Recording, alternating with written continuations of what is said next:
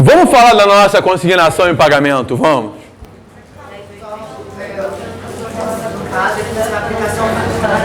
Oi? Vai abordar o artigo 3º da 9718. Não, você tem que falar do STF.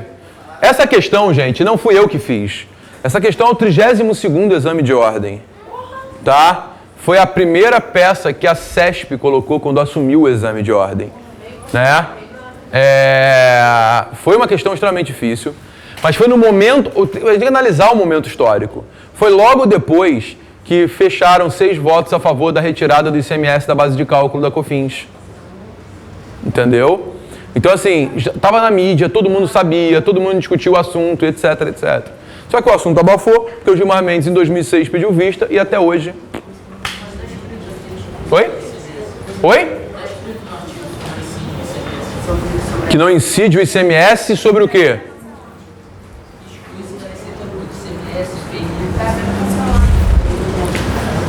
Fala, Yane.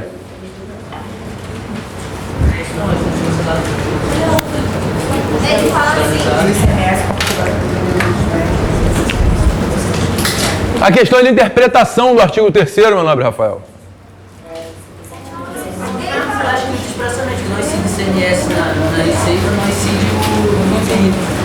Hã? As rendas canceladas, os descontos profissionais concedidos, o imposto sobre produtos industrializados, o imposto sobre operações relativas à circulação de mercadorias, que se exclui da receita bruta. Sim. Só que, ainda assim, o STF está tendo que discutir se sai ou não. Ainda que esteja escrito aí. Tá?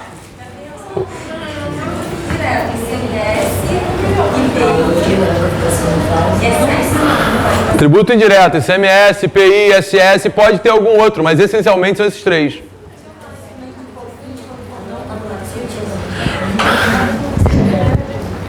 Não existe no direito tributário uma regra para dizer esse é, esse não é. Por exemplo, imposto de importação. Imposto de importação é lançado por homologação. Mas no caso de bagagem acompanhada, ele é lançado por declaração. Então, assim, ISS é lançado por homologação. Mas no caso do ISS uniprofissional, ele é lançado de ofício. Então, assim, não existe uma coisa batida para dizer que isso é. Não é seguro, não é justo eu falar para você assim, esses são, esse é. Ó, é indireto. ICMS, esse é. Esse não tem jeito. É indireto. IPI, esse é. Não tem jeito. ISS, é indireto? Depende. O uniprofissional não é indireto. Percebeu? Oi? Mais ou menos, porque o ISS pode ser lançado por homologação, por exemplo. Tem municípios que lançam mesmo o ISS fixo por homologação. Tá? Aqui no Rio de Janeiro, o ISS do escritório de advocacia, ele é por homologação, apesar de ser uniprofissional. Sou eu que vou lá e declaro quantos profissionais tem, entendeu? Eu que apuro e eu que mando para a conferência. Então, assim, não é 100% seguro. É mais o caso concreto que deve ser avaliado. Tranquilo? Gente, então, preste atenção. O 64, inciso 3. Lembrando que a consignação em pagamento, ela sempre pressupõe o depósito, certo? Sempre. Se o enunciado não fala nada, eu deposito o montante integral. O enunciado não falou nada, deposita o montante integral. Gabriel, não precisa falar que tem dinheiro? Não, porque a ACP pressupõe depósito. O enunciado falou que não tem dinheiro, ou que não quer depositar tudo, deposita o montante que entende devido, artigo 64, parágrafo 1º, beleza? Tranquilo? Tá suave? Tá legal? Maravilha. Gente, presta bem atenção. A ACP é muito fácil, é muito tranquila, fácil de identificar. Então, peraí, se eu tenho 2 réus, 164, inciso 3, se for a União, eu vou até justificar a competência da Federal, não vou? Beleza, justifiquei a competência, justifiquei a legitimidade passiva, se for o caso. Fatos, direito, pedido? Não, peraí. Nas preliminares, antes dos fatos, eu vou falar da competência, eu vou falar da legitimidade passiva, vou falar mais sobre o quê? Depósito. Se for integral, beleza. Se for do montante que entende devido, beleza. Mas eu tenho que falar do depósito. Beleza? Direito, fatos, pedido. O primeiro pedido é sempre expedição de guia. Tá lá, 8931, é dado, tá no código.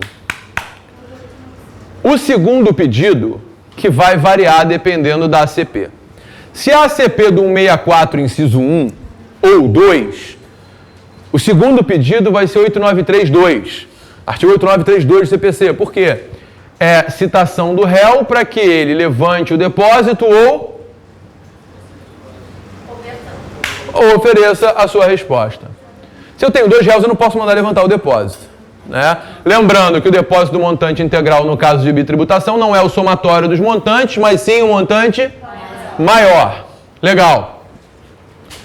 Então, se eu tenho 2 réus, eu não posso usar o 8932 do segundo pedido, eu vou para o 895, que manda a citação dos 2. Beleza? Beleza?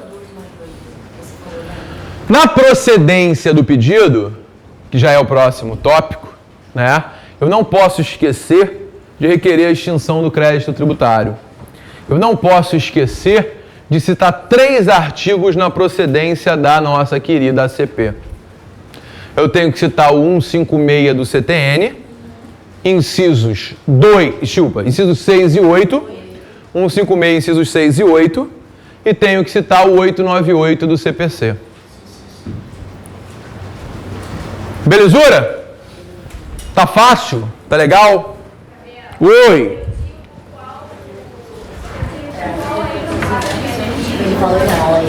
Oi? Claro, você precisa se posicionar e dizer qual o tributo devido e para qual ente é devido. Ok? Ok? Legal. Daí, gente, ó, sucumbência, provas, valor da causa e a sua alegria. A Cecília fez uma pergunta mais cedo, dizendo o seguinte: Gabriel, qual o valor da causa na ACP? O valor da causa na ACP é o valor do depósito, né? Que é o montante qual você está discutindo. Só se te derem o valor, né? Se te derem o valor, você tem que colocar o valor da causa. O 898 é só no 643, né? Quando for o caso do 893. O artigo 898 do CPC só se aplica na ACP do 164, inciso 3. Tá? Gente, tamo junto? Pessoas, tá fácil? Todo mundo entendeu? Maravilha. Olha só. Então eu tô aqui ainda, ó.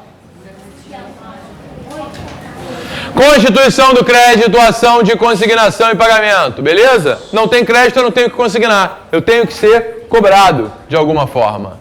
Gente, e se o crédito tiver constituído e executado? Qual a ação cabível? Não sei. E se o crédito tiver constituído e executado? Qual a ação cabível? Gente, não sei. Presta atenção. Ajuizada a execução fiscal. A única coisa que eu sei é que não cabe declaratória mais. Nem declaratória, nem mandado de segurança preventivo. Citado réu em execução fiscal. Ajuda alguma coisa? Não. Agora, houve a efetivação do depósito. Houve a juntada aos autos da carta de fiança, houve a penhora, tudo na forma do artigo 16 da LEF, pode ter certeza que dentro desses 30 dias, somente será cabível a peça de embargos à execução. Fala, Rafael. Pô, Rafael, sua pergunta é muito difícil, cara. Se falar que ele só conseguiu a carta de fiança, eu não posso dar a mesma interpretação, entendeu, cara? Ué, segundo o exame da FGV, penhorou. Eu não posso. Não é legítimo da minha parte falar isso, cara. Se eu falar, eu posso estar errando, te induzindo a erro. Não vou responder a tua pergunta porque eu não sei, tá? Sendo bastante honesto. Porque, assim, a banca é capaz de tudo para te reprovar. Ela é injusta, ela é cruel. Você fala assim, Gabriel, o enunciado falou que você tem a carta de fiança. igual falar, penhorou. Que agora você... Sabe, o enunciado teria que direcionar dizendo que foi juntada a carta de fiança. Mas assim, se você falar, pô, Gabriel, no enunciado do segundo exame da FGV, estava escrito que nomeou bens a penhora. E o artigo 16 fala de intimação da penhora. Não seria a mesma coisa? Tá? Se você perguntar, Gabriel, presta atenção em mim, o que você faria na prova? Primeiro eu ia chorar, né? Primeiro eu ia chorar, depois eu ia fazer uma oração pro meu santo protetor, né? Depois eu ia no banheiro, bater com a testa na parede umas 3 vezes, né? Quando estiver sangrando bastante, eu ia voltar para a prova, eu ia fazer uma ação de embargo da execução. Tá? Assim, não façam a primeira parte, né? Façam só a ação de embargos. Não, pô, bater a cabeça na parede não é legal. Tá? E outra coisa, eu acho que seria muita crueldade. Porque assim, seria a mesma coisa, Rafael, porque o Rafael está querendo dizer o seguinte, Gabriel, olha só, tecnicamente as hipóteses são do 16, mas a FGV já mostrou que ela não é técnica, porque no segundo exame ela falou que não falou que houve intimação da penhora, né? Ela falou que houve nomeação de bens a penhora e já cobrou a peça de embargos. Então assim, se o enunciado falar, disse o Rafael, que você tem a carta de fiança, não diz que foi juntado, mas diz que você tem e te procura, obtenha a carta de fiança bancária e lhe procura em 10 dias. Eu faria embargos. Tá? Oi?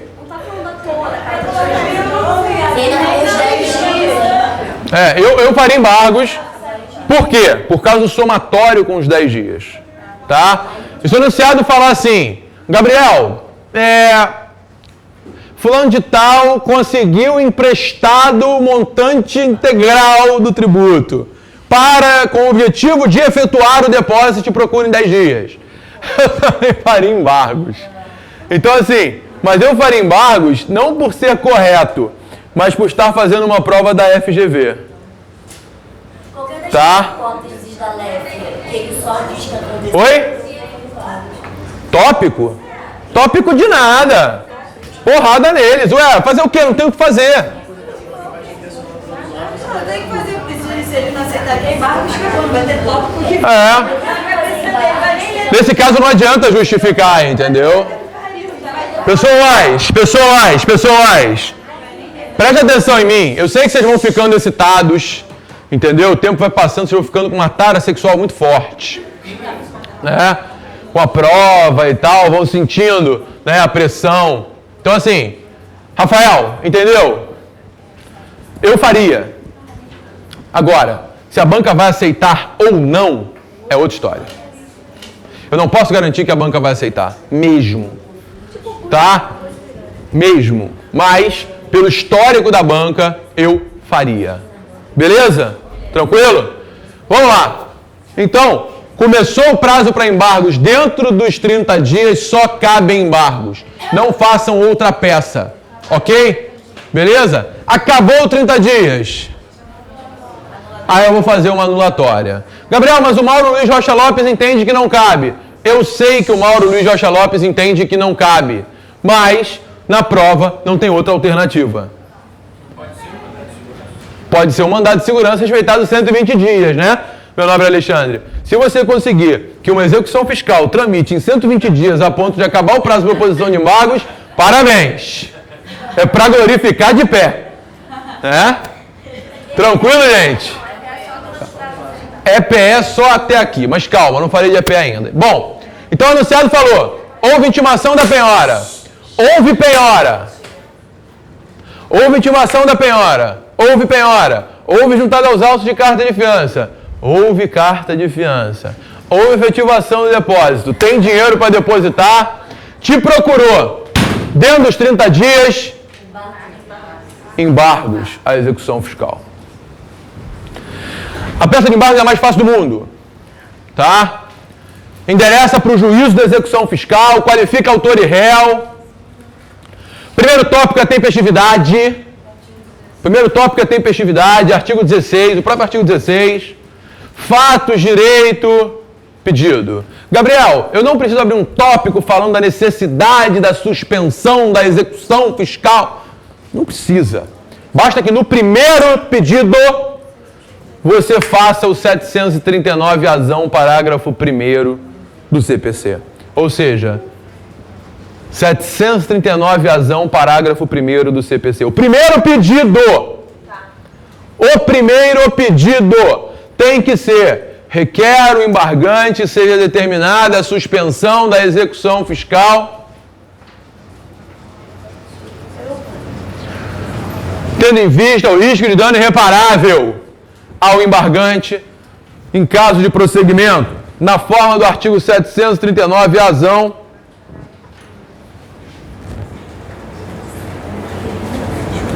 parágrafo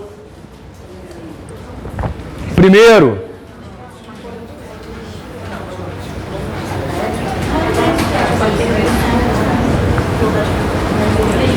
Ok, gente? Tá fácil? Tá fácil? Oi?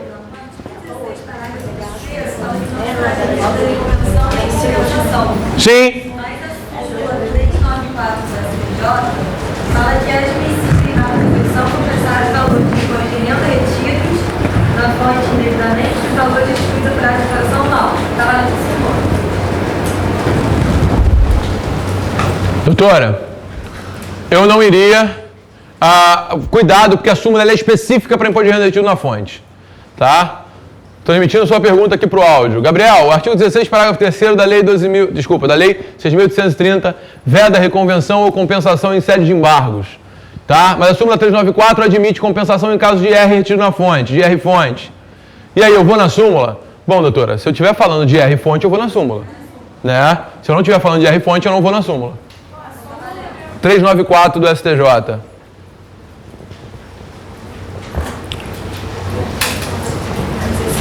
Beleza?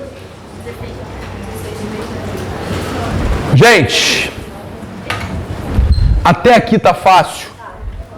Tá moleza? Então, embargos. Primeiro tópico, 739-azão. Depois, intimação do embargado, 17 da LEF, procedência do pedido. Não posso esquecer da baixa da penhora ou do levantamento do depósito, beleza? Ou, eventualmente... do levantamento da própria carta de fiança. Né? Sucumbência, provas, valor da causa. Ok? Gabriel, presta atenção, gente. Olha para mim. Eu sei que é mais gostoso falar com um colega. Olha para cá. E até aqui, até o início do prazo para embargos, cabe o quê? Bom, calma. Anulatória sem sombra de dúvidas. Anulatória com tutela, sempre. Mandado de segurança, respeitados os 120 dias e a necessidade de dilação probatória. Tá? O indivíduo foi citado em 21 de agosto de 2010 e te procura em 21 de agosto de 2020. Obviamente não cabe mandado de segurança. Tá? Gabriel, mas ainda não houve o início do prazo para embargos? Não, porque é uma vara lenta. Tranquilo, gente? Beleza? Então não cabe mandado de segurança. Gabriel, e a EPE, Gabriel? Esse negócio de EPE, Gabriel, é uma coisa que me irrita. A EPE só é cabível nas hipóteses da súmula 393 do STJ. Só! Ou seja, na nossa prova a gente vai fazer a EPE para quê? Pagamento, prescrição, decadência e coisa julgada. Pagamento, prescrição, decadência e coisa julgada. Pode fazer a EPE. Desde que o enunciado não mande você fazer a ação cabível. Porque se o enunciado mandar você fazer a ação cabível, não cabe EPE. A EPE não tem natureza de ação. É um incidente processual. Ok? O enunciado falou para você fazer a peça nos autos da execução. Nos autos da execução só cabe EPE, a não ser que seja uma petição disjuntada de subs. Isso não vai cair na prova. Se é nos autos da execução é EPE, não tenha dúvidas. Incidente processual é EPE, não tenha dúvidas. Fora isso, eu teria muita dúvida ao fazer uma EPE. Pagamento, prescrição, decadência e coisa julgada. Medida judicial também não faria EPE. Se não tiver outro elemento, doutora, também não faria EPE, não. É a última. A EPE é tão medida judicial quanto o mandado de segurança, Maria Júlia. Tem que ser restritiva. Nos autos de execução, incidente processual, medida judicial mais célere também cabe mandado de segurança. Medida judicial mais célere e mais barata também é mandado de segurança. Agora, medida judicial mais célere e tão barata a ponto de não precisar pagar nem custas, aí é EPE. Oi? Não precisa nem falar nos autos nesse caso. Não, se falar nos autos de execução, aí é EPE, não tenha dúvidas. Beleza? O único fulcro da EPE é súmula 393, ou seja, se caiu uma EPE, faz uma coisa, desce da cadeira, ajoelha do lado e fala obrigado, pai. Ou chora no direito. Nas questões. Não tem como chorar no direito, pô. Só tem 4 direitos possíveis. E pode ter certeza que se caiu uma EPE, queridinhos, as questões vêm do mal.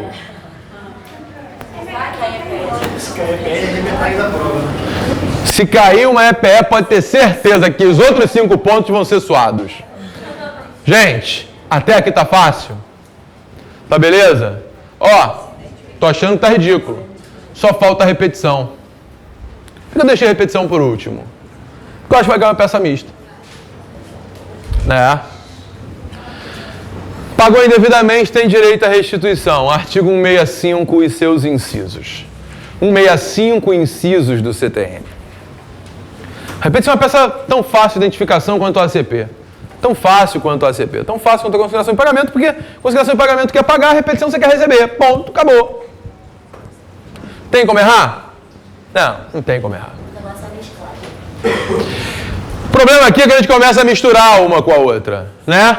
Fulano de tal recebe o carnê de taxa de limpeza urbana referente ao ano de 2012. Paga e te procura. Ciente de que em 2013 haverá nova cobrança. Qual é a ação cabível? Declaratória com tutela e repetição. Declaratória com tutela para suspender 2013 e evitar que seja cobrado novamente, porque vai ser declarado que aquele tributo é indevido. Gente, eu não posso declarar inconstitucionalidade, hein? Não é a DIN. Eu declaro que o tributo não é devido por causa da inconstitucionalidade, beleza? Pelo amor de Deus. É declarado inconstitucional a taxa, tá errado. Eu daria 0. Tá? Melhor é declarar a inexistência da relação jurídica tributária em razão da inconstitucionalidade. Dando continuidade aqui. Fulano de tal recebe o carnê e paga. Fulano de tal recebe outro carnê. Procura o teu escritório. Anulatória com tutela e repetição. Ridículo. Ridículo. A igreja de Santo Antônio, tenho certeza que muitas de vocês já colocaram Santo Antônio de cabeça para baixo. Né? Muitas de vocês já amarraram Santo Antônio com corrente, deram porrada no santinho. Não é filho dele, aquele é o menino Jesus. Santo Antônio tem filho. Presta atenção, doutora. Presta atenção. A melhor. Eu vi, amiga, agora. Vamos lá. A igreja de Santo Antônio decide recolher imposto de renda. Olha só, Yane, decidiu por conta própria, tá? Quer contribuir aí para o desenvolvimento do país, decide recolher imposto de renda, tá? Só que decide tão erradamente, Anne, que decide recolher e ainda recolhe errado. Como assim? Se recolhesse de forma correta, teria que recolher aí 100 mil reais por mês de imposto de renda. Sei lá, Mas recolheu errado, recolheu 70 todo mês. Até que esse padre que estava gerindo, ele é removido para outra igreja, né? E o novo tem noções de contabilidade e direito tributário. Ele fala, bom, a gente não tinha que estar recolhendo isso, né? Então eu não quero recolher. E aí ele para de recolher. Não se preocupe em receber de volta. Você é autuado. Qual a ação cabível? Anulatória, foi autuado. Beleza? Tranquilo? Anulatória. O enunciado nem fala que ele quer se restituir, então você nem precisa falar de restituição, foi o que eu falei agora para vocês. Beleza?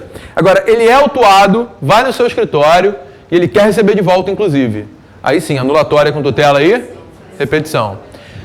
Esse novo padre, por acaso, foi auditor da Price. Virou padre porque cansou daquela vida de auditoria, né? Ele olha aquele negócio e fala assim, pô, que isso? Igreja recolhendo templo? Não pode recolher templo religioso, né? E aí procura o teu escritório para quê? Para você ingressar com a ação cabível. Sabe que é indevido, não foi autuado ainda. Qual a ação cabível? Declaratória com tutela e repetição. Você vai fazer na prova. Vai fazer. Aliás, ontem eu lembrei de você, vendo o Globo Repórter. Lembrei, cara, mostrei para Miracema. Mostrou o moço que saiu de Miracema porque lá não tinha como ele comprar calça jeans. Eu lembrei de você. Falou isso? Falou. Ah, mentira. Falou que lá tinha uma rua, uma igreja, o ponto turístico é, sei lá, a praça. Vamos lá, fala aí, pessoal de Miracema, um beijo aí. Liane aqui, representando, embaixadora de Miracema e Niterói. Fala, doutora Júlia. Você é uma indústria. Tá, fala. Tá. Tá. Tá. Eu recolho como substituto. Ah. E aí chega no final, o carro, sei lá, a cegonha vira, o carro não é vendido, enfim, não tem direito lá na Constituição. Calma. Vocês entenderam tudo isso aqui? Não, aqui. Declaratória com tutela e repetição. Sua pergunta é igual a da Júlia? Não? Sobre isso aqui? Tá, beleza. O padre só veio falar com você, nem está preocupado em receber de volta. Mesmo assim, se não ficar muito evidente que ele tem direito à repetição, será que não seria? Não, o que eu falei foi o seguinte, o padre não está interessado em receber de volta. Se o enunciado não fala nada, você vai fazer a repetição. Tá? O enunciado falou que recolheu indevidamente, mas não falou nada, você vai fazer a repetição. Se o enunciado falar que ele não quer se restituir, ele não quer, eu não quero me restituir, porque eu acho que em nome de Jesus eu não quero me restituir.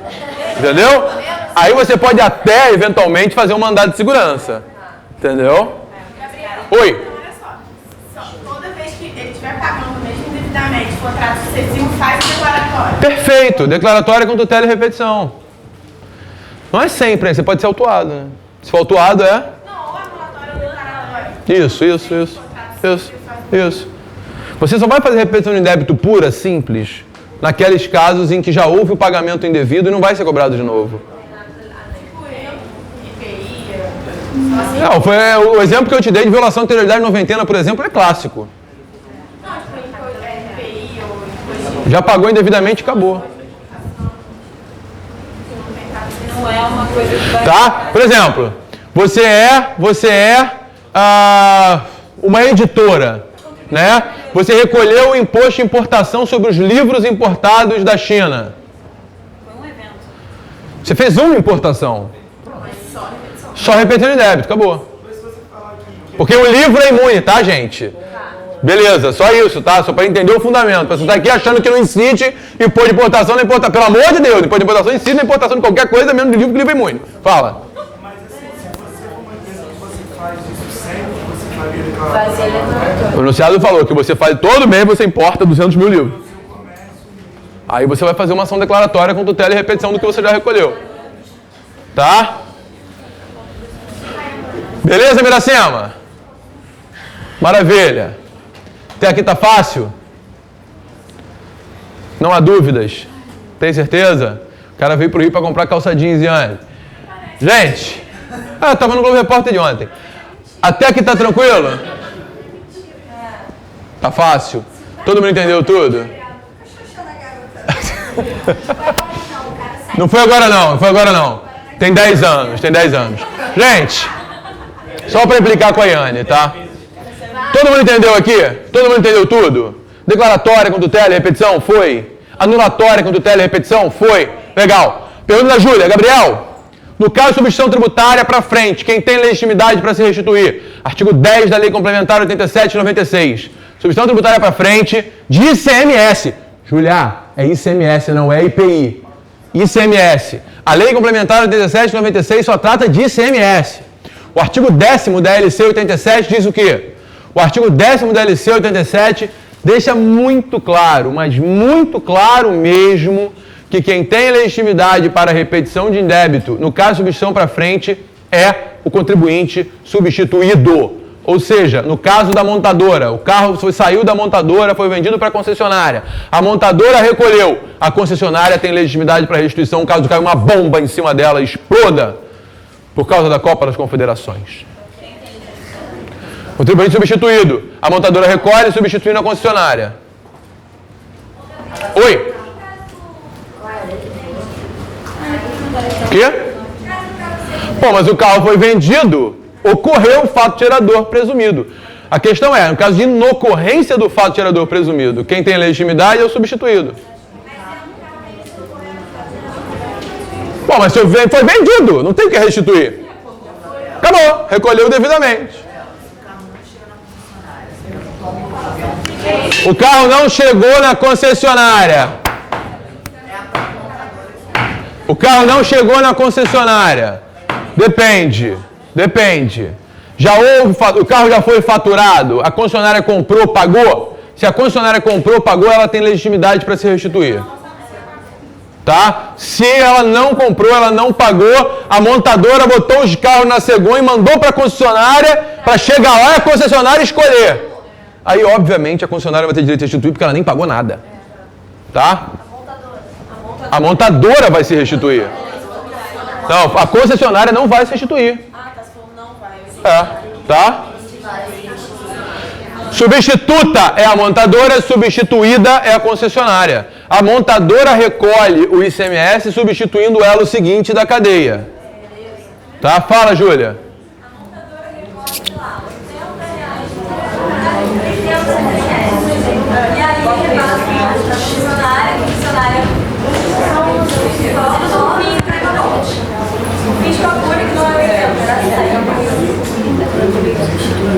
Por que apurou que era 80, que era 100, não era 80? Mas apurou por quê? Foi recolhido indevidamente a menor porque errou? E aí? Quem tem a obrigação de recolher? Tá, pergunta da Júlia. Gente, presta atenção, pelo amor de Deus, gente. Tá acabando. A pergunta da Júlia é a seguinte. Gabriel, o carro foi vendido da montadora para a concessionária. O ICMS a ser recolhido era 100. Foram recolhidos 80. Cai uma bomba, explode. A concessionária. Vai ser anulatória.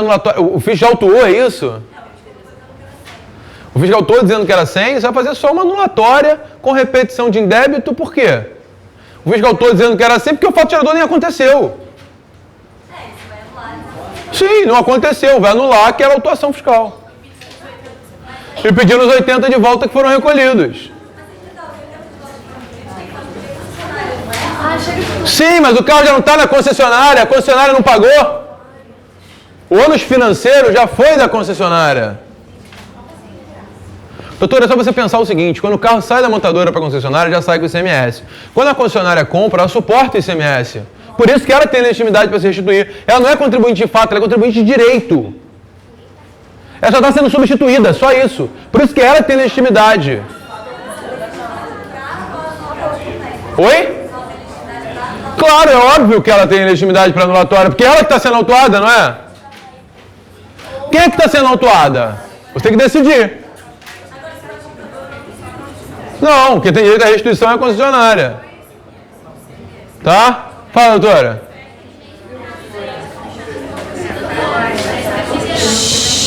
Qual? Não sei.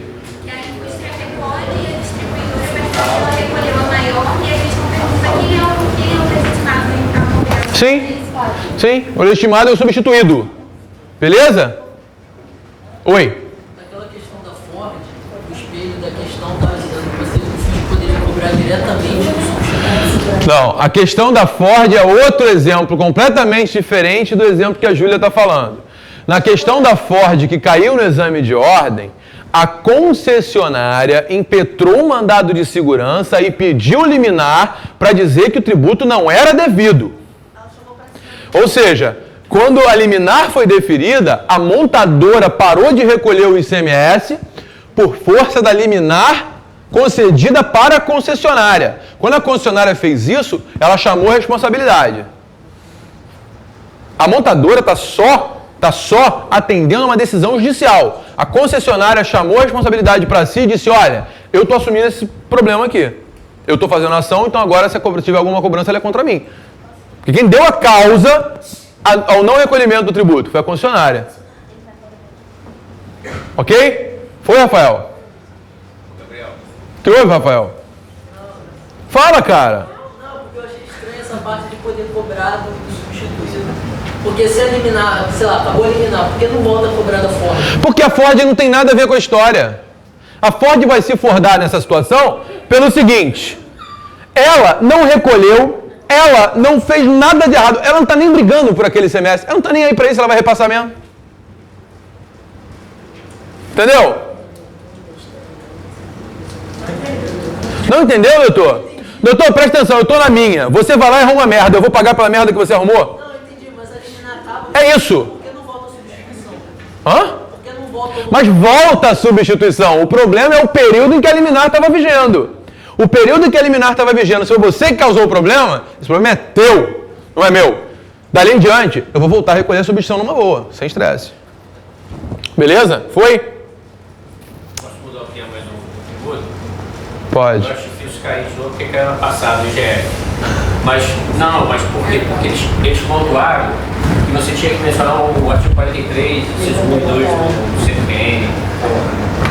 Na verdade, a questão do IGF, eles não cobraram que você tinha que falar do 43 do CTN. Eles cobraram que não havia bis in idem com o imposto de renda. Por isso você tinha que falar do 43 do CTN. Tinha fato gerador já previsto. Não. O que você tinha que falar na questão passada não tem nada a ver com essa situação. Tem nada a ver o seguinte. A questão não perguntava só de IGF. Perguntava o seguinte. Existe bis in idem entre IGF e imposto de renda? Era essa a pergunta. Hã? Não era essa a pergunta? Não. Então cadê o enunciado? Eu não estou com ela aqui. Ah, pô. Eu só estou com o espelho. Não. A questão dizia alguma coisa nesse sentido. Você precisava diferenciar imposto sobre grande fortuna de imposto de renda. Precisava, cara. Claro que precisava. O enunciado dizia que pegava o imposto sobre grande fortuna, foi criado por lei ordinária e pegava como fato gerador o imposto de renda. Era alguma coisa parecida com isso. Por isso você tinha que falar de imposto de renda. A base de cálculo dos dois era igual, era isso? Não sei, não importa. Tá? O Igor é o cara que decora todas as provas. Tá? Então assim, você pode falar o enunciado qualquer que fala prova tal, exame tal. Caiu no dia, ele sabe até o dia que caiu. Tá? Então assim... Oi? Não tô calmo não, Yane, porque o tempo tá passando. Tá? Você já achou? Tá? A questão é, preste atenção, o imposto sobre grande fortuna, se tem a base de cálculo ou o fato gerador do imposto de renda, toda questão, invariavelmente, que cite um outro imposto, ainda que não seja objeto, você tem que abordar. Toda questão que cite, falou, ventilou, sentiu o cheirinho de outro imposto, você fala sobre ele. Tá? Nesse caso, o imposto sobre grandes fortunas. Passou perto do imposto de renda, a questão falava alguma coisa de imposto de renda. Com certeza. Aí você tinha que falar do imposto de renda. Achou a questão? Manda ver. Suponha que a União Federal tenha editado Lei Ordinária número X em 14 de 5 de 2012, a fim de disciplinar o imposto sobre grandes fortunas. Dispondo esse artigo 1º exclusivamente as seguintes hipóteses de incidência. 1. Aquisição de disponibilidade econômica. Pronto, fato gerador de imposto de renda. Aquisição de disponibilidade econômica, fato gerador de imposto de renda. O artigo 43, inciso 1 do CTN fala exatamente aquisição de disponibilidade econômica. Por isso você tinha que falar sobre ele. Beleza? Tranquilo? Lei complementar, e nesse caso estava pegando o fato gerador de imposto de renda, seria bis in idem. Eu nem lembro se o enunciado pediu isso, mas eu falaria. Tá? E como eu gosto de abundar mesmo, o negócio é, entendeu? Botar tudo. Tranquilo, gente? Tá fácil? Não há dúvidas? Maravilha. Então, declaratório com repetição foi. Fechado. Repetição de débito, por favor, não esqueçam da tempestividade. Gabriel, se eu tiver uma anulatória com tutela e repetição, como é que vai ser a estrutura? Fácil pra cacete. Primeiro eu vou falar do depósito. Depósito, anulatória, não é? Vou falar o depósito montante integral ou a inexigibilidade do depósito, dependendo do enunciado. Vou falar da tempestividade da repetição de débito. Tá? Fato, direito, tutela e pedido. Acabou. Só alegria. Gabriel, o pedido eu separo, boto um pedido para anulatório e um pedido para repetição? Tanto faz. Se você botar um pedido organizado, fácil de entender, pode botar tudo junto. Tá? Gente, tá fácil, tá suave? Tá joia? Sempre que tiver então uma repetição, tanto declaratória, anulatória, no direito, a gente tem que entrar com um tópico. Óbvio, você tem que falar do cabimento da repetição de débito. Por que você está fazendo a repetição de débito? Porque pagou indevidamente. Pagou indevidamente com base em qual artigo? 164, inciso 1, 2 ou 3. Sempre. Beleza, gente? 164 não, desculpa, 165. 165, incisos 1, 2 ou 3. Tá?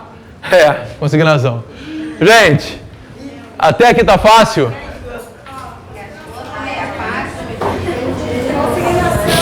Gente, olha só. E se cair uma peça do fisco? Só tem duas. Inicial de execução fiscal e medida cautelar fiscal estão na lei, as mais fáceis do mundo, já identificou. Se cair uma dessas, obrigado. Tá? Deixa eu agradecer. E se cair recurso? Porra, aí, Gabriel, se cair recurso eu vou entregar a prova e nem vou fazer. Óbvio que não, né? Vocês não vão fazer isso. Vocês não vão fazer isso comigo, né? Porque assim, cara, vai doer. Agravo de instrumento cabe decisão interlocutória. Se a essa altura do campeonato, crianças, vocês não sabem o que é decisão interlocutória, aí realmente o risco de dar problema é muito grande. Decisão interlocutória é aquela que não pode pôr fim ao processo. Tá? Não põe fim ao processo. O processo continua. Decisão interlocutória. Foi deferida uma tutela, decisão interlocutória? Claro, o processo continua. Indeferida a tutela? Mesma coisa, agravo de instrumento, decisão interlocutória. Tá? EPE não conhecida?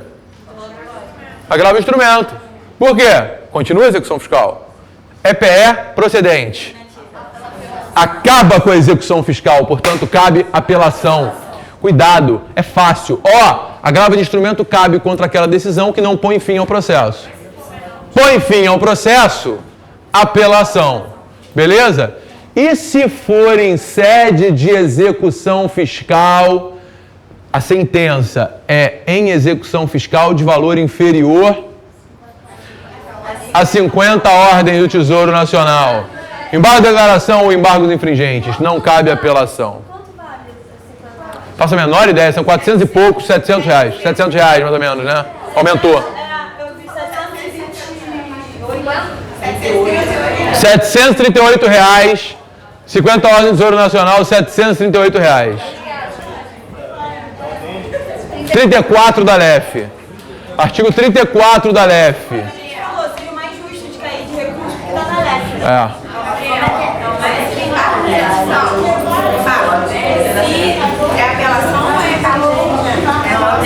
Vamos lá. O artigo 34 diz o quê? Em execução fiscal, sentença de valor inferior a 50 ordens do Tesouro Nacional, 738 reais, não é isso? Caberá embargo de declaração ou embargo de infringente. A sentença dos embargos vai seguir a mesma regra. Aí também embargo. Sim, claro, porque a sentença dos embargos sentencia a execução, né? Aí, embargos infringentes. Tá? Embargo de infringente ou de declaração. Beleza, gente? Gabriel, recurso especial, recurso ordinário constitucional, tá tudo no código. Tá tudo no CPC. Não vai cair um recurso ordinário na prova do AB, gente, pelo amor de Deus. Tá? Oi? Não vai. Agora, se cair, vocês têm o CPC na mão, é só pegar o CPC e começar a fazer o recurso de acordo com o CPC, porque ele mesmo já dá o roteiro. Ok? Gente, pelo menos, quando cai recurso, a banca fala, elabore o recurso. errado, ou então só for olhando. Aí eu vou para aquele passo chove, depois não sei o que, vou lá, Vamos lá, gente. Eis as peças, tá? Eis as peças. Ação o quê? Não acho que vai cair uma ação rescisória na prova. Mas a única hipótese de cabimento da rescisória, primeiro, há trânsito em julgado. Sentença transitada em julgado, a única ação cabível é a ação rescisória. E aí você vai ter que enquadrar em um dos incisos do artigo 485 do CPC. Tá?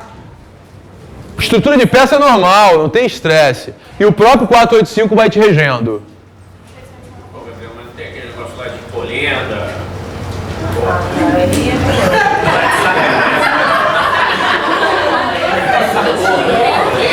Vamos lá, gente. Pô, tranquilo? Vamos lá, olha só.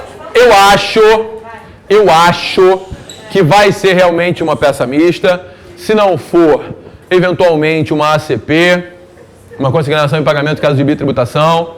Pode até ser uma bitributação um pouco mais pesada, falando de IPI de ISS, TD e TBI no inventário, seria lindo. Mas enfim, a gente precisa torcer para que caia uma dessas peças. Se não for nenhuma dessas, se for mandado de segurança, eu acho pouquíssimo provável que seja mandado de segurança nesse exame, porque já caiu 2 dos últimos 3 exames, ou seja, não vai cair de novo, né? Então, assim, vai que cai, né? Se cair, tá fácil, tá ridículo. O enunciado já diz que ele quer mandado de segurança. E não sobra mais nada, né? Embargo da execução, só pensar aqui, ó, já apaguei, na maldade do Rafael. Né? Ou seja, já apaguei para ver se tira essa energia ruim da gente. Porque a maldade do Rafael foi assim: Gabriel, de novo, houve nomeação de bens a penhora, te procuro em 30 dias, eu faço embargo, certo? Certo. Daí em diante, Gabriel, posso pegar as outras hipóteses e fazer o mesmo? Eu faria o mesmo por causa de orientação da banca. Tá? Ou seja, tem carta de fiança, te procuro em 30 dias, faz embargos. Tem dinheiro para depósito, te procuro em 30 dias, faz embargos. Se for embargos, é joinha, é fácil. Primeiro, tem que ter execução fiscal. Tem execução fiscal, tem qualquer uma dessas 3 situações do artigo 16, pode fazer embargos com alegria e passar na prova, ok? Gabriel, e o direito material? Né? O que você acha de direito material para essa prova?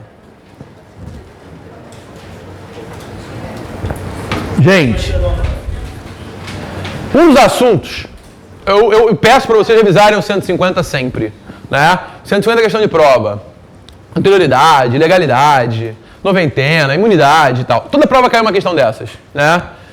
Mas eu particularmente travei num assunto na minha cabeça que pode ser que caia, pode ser que não, que é a questão da isenção heterônoma, né? Um ente federado não pode conceder isenção de tributo que não seja de sua competência. Isso está no 151, inciso 3, com 150, parágrafo 6º do CTN. 151, inciso 3, com 150... Desculpa, da Constituição, perdão, calma. 151, inciso 3, com 150, parágrafo 6º da Constituição. Tá? Ou seja, o Estado só pode conceder isenção de tributo estadual, o município só pode conceder isenção de tributo municipal, União de tributo federal. Ressalvas. A União, quando está celebrando um tratado internacional, ela representa toda a nação, ela exerce a soberania. Então ela pode sim exercer a competência plena e conceder isenção de tributo que não seja de sua competência. Fala, Rafael. Tem um ISS do ICMS, não tem como, não pode. Calma. Até aqui tá tranquilo? Tá beleza? Eu acho que eventualmente a questão da prova, sobretudo porque estamos num momento muito complicado acerca de estudos de ICMS, né? A questão de prova pode envolver o ICMS. Por quê? Porque a parte final do 150, parágrafo 6º, faz uma ressalva para o artigo 155, parágrafo 2º, inciso 12, a linha G. 155, parágrafo 2º, inciso 12, a linha G, que fala que o ICMS, ele somente poderá ter qualquer benefício fiscal com previsão no convênio. Ou seja, no 155, parágrafo 2º, inciso 12, a linha G, eu peço que, para quem não fez ainda, faça uma remissão para o artigo 1º da Lei Complementar 24 de 75. Artigo 1º da Lei Complementar 24 de 75. Tá? No artigo 155, parágrafo 2º, inciso 12, a linha G da Constituição, remissão para o artigo 1º da Lei Complementar 24 de 75, que diz: toda isenção de ICMS somente será válida se previamente autorizada pelo convênio. Se não houver autorização do convênio, o Estado não pode validamente conceder isenção de ICMS. Tá? O Estado só pode conceder isenção de ICMS se houver autorização do convênio. Fala. Não. O Senado Federal poderá fixar alíquotas internas de ICMS. Artigo 155, parágrafo 2º, inciso 6, se eu não me engano. Tá? Mas não é uma intervenção direta na alíquota interna, não. A alíquota interna só não pode ser inferior à interestadual. A isenção interna? Não. A isenção interna só tem que ser por convênio se ela for de estímulo à guerra fiscal. Tá? Como assim, doutor? Eu crio uma isenção interna para atrair empresas. Aí essa isenção também vai ser incondicional. Entende o que eu quero dizer? Vamos lá. Estado do Rio de Janeiro concede isenção sem convênio de ICMS, sei lá, para lojinha de R$ 1,99. Isso atrai empresas para o Estado do Rio de Janeiro? Atrai? O cara vai fechar a lojinha de R$ 99 dele em São Paulo, vai vir para cá? Claro que não.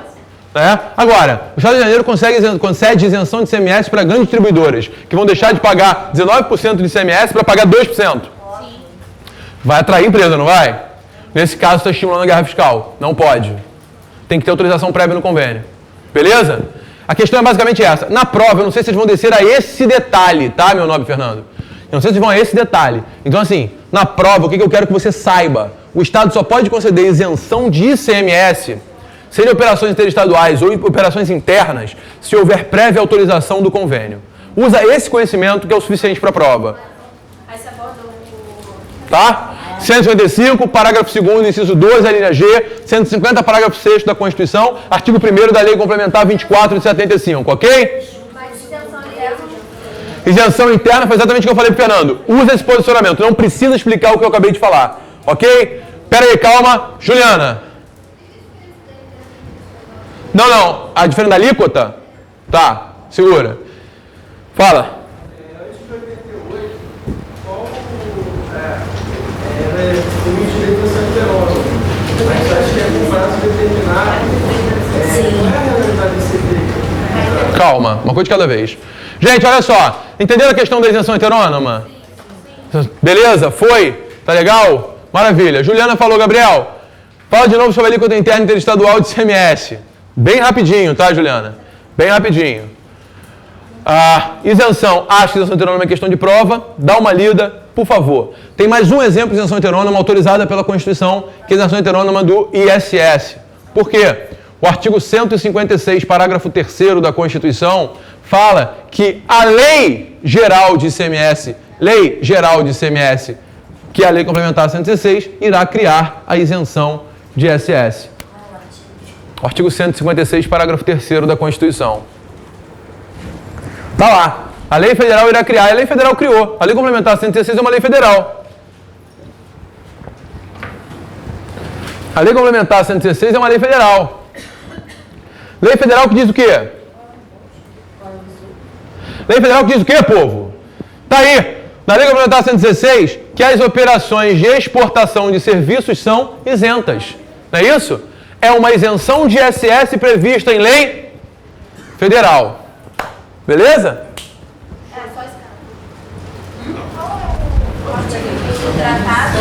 Artigo do tratado não tem. Não.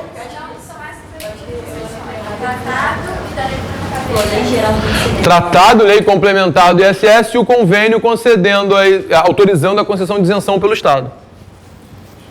Pode falar de novo essa parte da lei federal? Tranquilo? Repetindo ISS. A Lei Complementar 116, que é uma lei federal, ela concede isenção de ISS na exportação de serviços. Não entraria na regra 146, inciso... Na verdade, pode porque o 156, parágrafo 3º, autoriza que seja feito dessa forma. Então, não está violando 146. Não está violando, na verdade, a vedação ou a isenção heterônoma. Tá? Não, cara, não está violando a vedação ou a isenção heterônoma. Tatavo, tá confirmado. 1 hora, tô dando aula. Ok? Tá, e aí, no caso, também tem que falar de tudo. Isso. Foi, gente? Todo mundo entendeu? A lei complementar é federal, não está violando 146. Gente, então lei de isenção heterônoma. Respondendo a pergunta da Juliana, Gabriel. Fala de diferencial de alíquota, Juliana. Diferencial de alíquota está no 155, parágrafo 2º, inciso 7 da Constituição. 155, parágrafo 2º, inciso 7. O que diz o 155, parágrafo 2º, inciso 7? Diz aí, doutora, que se a operação é entre estados, entre contribuinte e consumidor final, ou seja, eu, Gabriel, compro um produto em São Paulo, aplica-se a alíquota interna de São Paulo, porque eu sou consumidor final. A alíquota interestadual só se aplica se a operação é entre contribuintes. Uma loja vendendo para uma loja, loja em São Paulo vendendo para loja no Rio. Qual a alíquota que se aplica? A interestadual, beleza? Chega na minha loja aqui no Rio, eu coloco a venda. Qual a alíquota que eu recolho?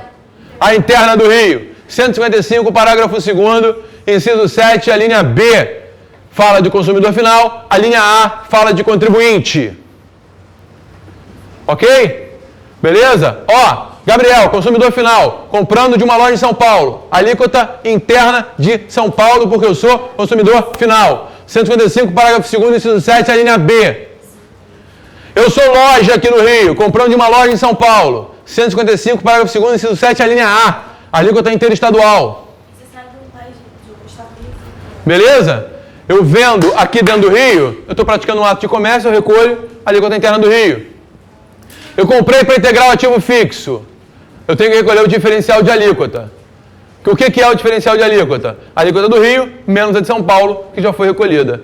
Inciso 8º do 155, parágrafo 2º. Sim. Sim. Não, da saída, doutora.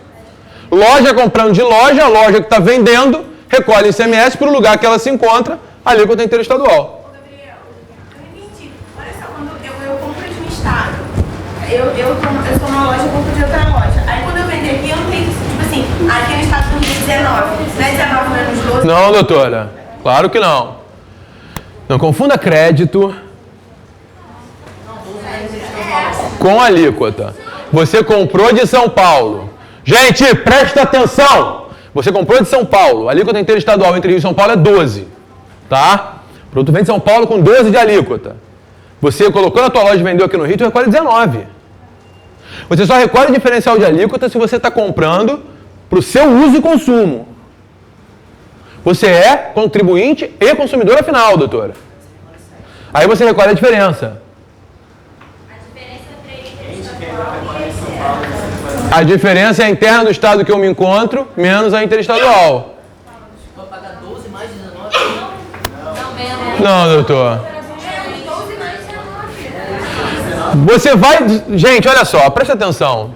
Fica só com o conceito na cabeça de que você não vai pagar 12. Você vai suportar o ônus de 12. Porque quem recolheu é quem te vendeu. Tá? Você vai suportar o ônus financeiro de 12, você vai recolher 19. Quem vai pagar isso tudo? É você? É o consumidor final, não é? Só que você vai pagar 12 mais 19 de verdade? Não, porque você lembra da não cumulatividade? Quanto você vai tomar de crédito? Entendeu? Na prática, você toma 12 de crédito, ponto, tá resolvido. Entendeu? Beleza. Gente, até aqui tá fácil? Juliana, foi? 185, parágrafo 2º, inciso 7 e 8. Qualquer questão de alíquota interestadual, 185, parágrafo 2º, inciso 7 e 8. Fala, Yane, o que houve? Paula não está entendendo, Paula? Ah, tá. É rápido. Presta atenção em mim. Eu sou consumidor final comprando de um fornecedor em São Paulo. Não mudou nada. Ele recolhe a alíquota de São Paulo e está vendendo para o consumidor final. Eu sou loja, contribuinte de ICMS no Rio, comprando de um fornecedor em São Paulo. Qual a alíquota que se aplica? A interestadual. Ok? A interestadual. Aqui eu coloco a venda. A alíquota interna do Rio, estou vendendo aqui dentro, não tem problema nenhum. Você comprou de mim 19%, ok? Fala, Rafael, o que houve? Mas é isso. Agora, se eu estou comprando para integrar o meu ativo fixo, ou seja, eu estou comprando, não é para revenda, estou comprando um computador para controlar o meu estoque. Entendeu? Eu tenho que recolher o diferencial de alíquota. Só isso. O que foi recolhido lá, eu pego a alíquota interna do Rio, que é 19, menos 12, que é interestadual, eu recolho 7. Acabou. O cara lá recolheu os 12 quando ele vendeu. O problema é dele. Ok, gente? Eu não falei de 12 mais 19. É porque o Rafael perguntou o seguinte: ô Gabriel, então eu que estou comprando, que sou loja aqui no Rio, vou suportar 12 mais 19. Não vai suportar 12 mais 19. Quem está comprando em São Paulo, quem está vendendo em São Paulo vai recolher 12, não vai? Quando eu vender aqui, eu vou recolher 19, não vou? Então é isso. Na operação vai ter 12 vindo de lá para cá e 19 aqui dentro. Mas eu vou recolher alguma coisa? Vou recolher. Vou recolher só os 19. Os 12 quem recolheu foi quem me vendeu. Mas quem vai suportar o ônus financeiro de tudo no final das contas? Somos nós, consumidores finais, pobres coitados. Ok? Beleza? Gente, olha só. Eu acho que ICMS, ISS e IPI são questões de prova. Tá? Então vai lá, senta a bundinha hoje, estuda ICMS, ISS e IPI. Por quê? Aquela discussão de onde incide ICMS, incide ISS é ótima para a prova. Tá? Lembra, ISS, obrigação de fazer. ICMS é obrigação de dar com natureza de mercancia. Ok? ICMS, obrigação de dar com natureza de mercancia. ISS, obrigação de fazer. ITD e ITBI também é legal. ITD, qualquer transmissão gratuita de quaisquer bens. Qualquer transmissão gratuita de quaisquer bens. ITBI, transmissão onerosa de bens imóveis. Ok? No inventário não necessariamente vai incidir só ITD. Por quê? Vai incidir ITD na transmissão do defunto para o herdeiro, mas se o herdeiro vende o que é um hereditário para alguém, incide o quê? ITBI. Beleza? Tranquilo? Então, todo que é um hereditário tem natureza de bem imóvel. Tá? Isso é tratamento do direito das sucessões. Oi? Artigo 80 do Código Civil. Beleza? Fala. Eu falei que na transmissão do defunto para o herdeiro incide TD sempre, tá? E o herdeiro vende o que é um hereditário, vai incidir TBI, é isso que eu quero dizer. Tá bom? Beleza? Gabriel, imposto de renda. Só se for pecúnia non olet, tá? Só se for pecúnia non olet. Lembrando que o dinheiro não tem cheiro, né? Lembrando que o menor é capaz. Aliás, ontem coloquei no Facebook a minha foto com o Samuca, né? Ele é um fofo, né? Enfim, Legal, Alexandre, obrigado. Enfim, além disso, gente, eu acho que tem uma questão que há muito tempo não cai. Aliás, só caiu uma vez, né? Na FGV, que é a análise do 116, parágrafo único do CTN. Aquela diferença entre elisão, que é planejamento tributário, forma lícita de não pagar tributo, né? Elusão, que é simulação, e evasão, que é crime, né? Analisar um caso concreto para abordar os três conceitos. Parágrafo único é norma anti-elisiva. Anti-elisão, só que aí você tem que analisar, porque é elisão ilícita que é sinônimo de elusão, tá? Então, 116, parágrafo único é uma norma anti-elisão ilícita. Não veda o planejamento tributário, que é elisão, forma lícita de não pagar tributo. Elusão é o ato simulado e evasão é o crime tributário. Beleza? Lembrando que para a FGV você tem que abordar os três conceitos: elisão, elusão e evasão. 116, parágrafo único do CTN. Oi? Elusão? Não, elisão não tem artigo. Elisão não tem artigo porque você simplesmente não pratica o fato tirador. Esse é o raciocínio. A evasão é o crime tributário. Pode ser, por exemplo, sonegação fiscal, artigo 1º e 2º da 8137. Tá? Pode ser apropriação indébita previdenciária, também é um exemplo de evasão. Tá? Não repassa Quando não repassa o IR também é exemplo de evasão, que é apropriação indébita tributária. Tá? Fala, Pedro.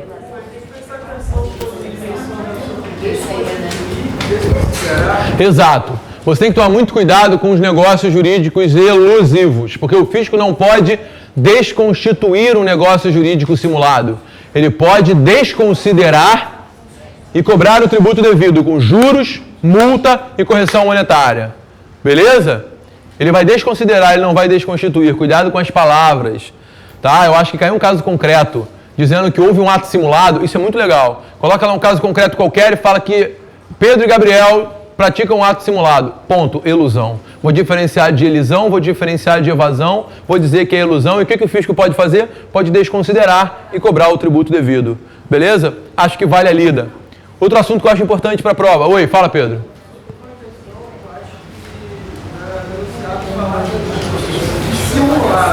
Sim.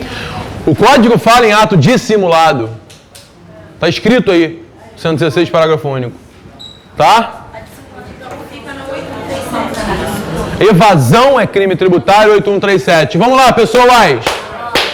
Até aqui tá todo mundo junto?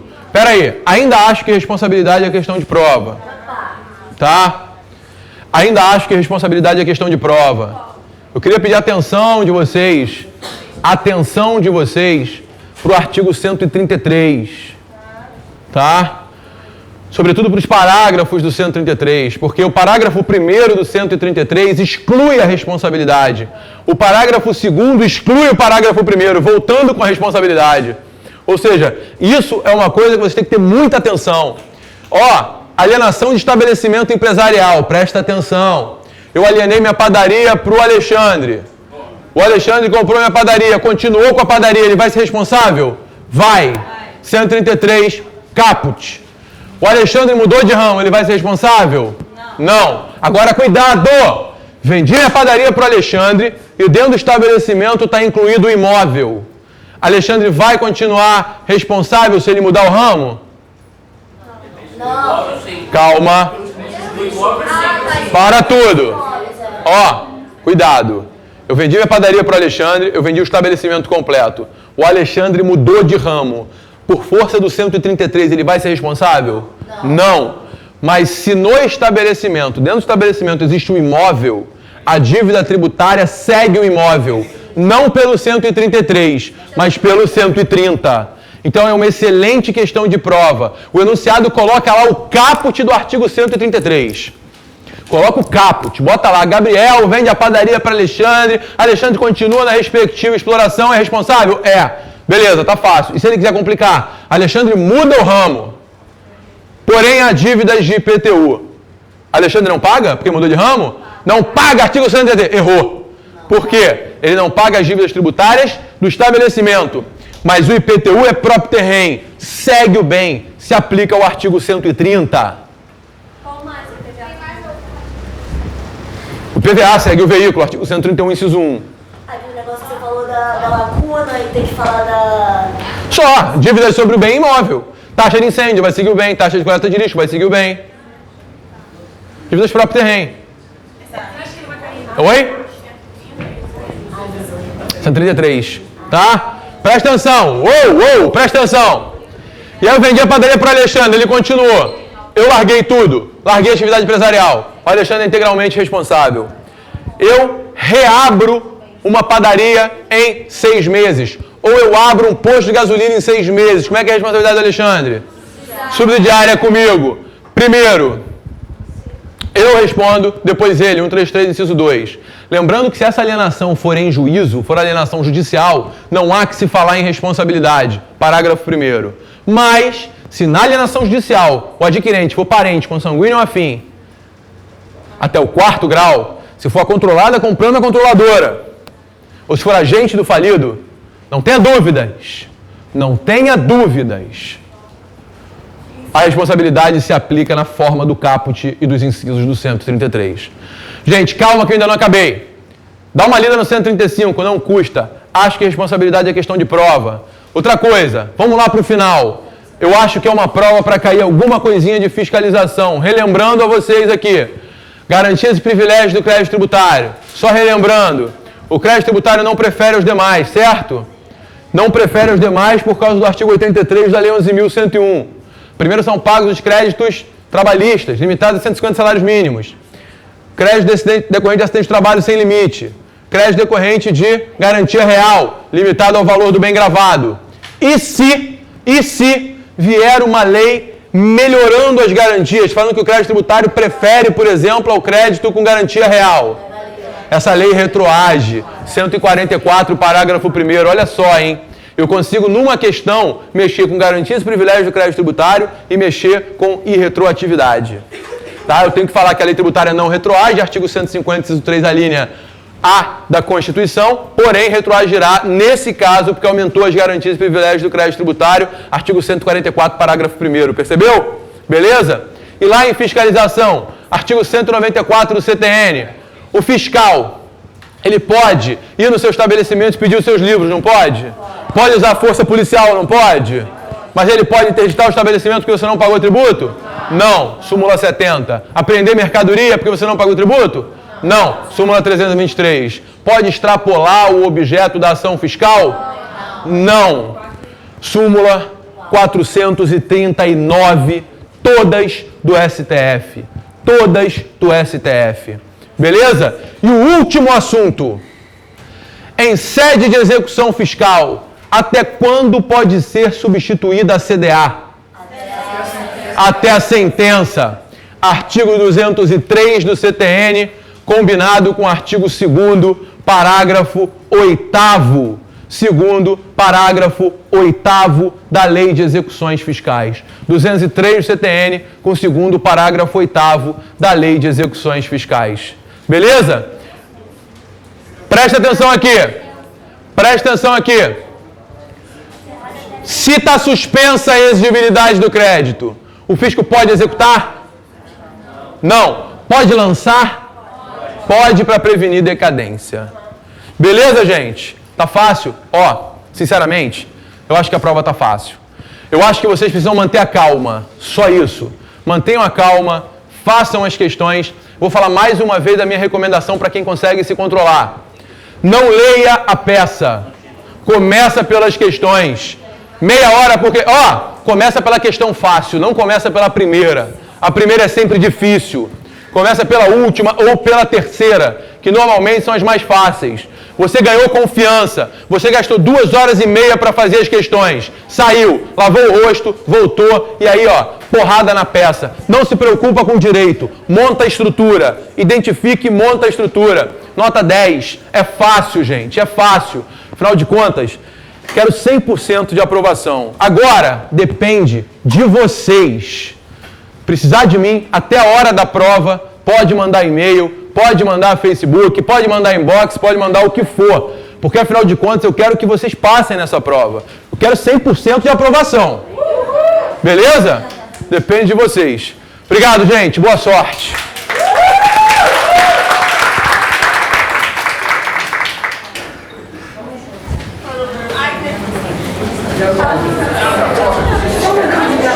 Na hora que é só para ter rende bem imóvel, né? IPVA segue? Segue 131, inciso 1. 131,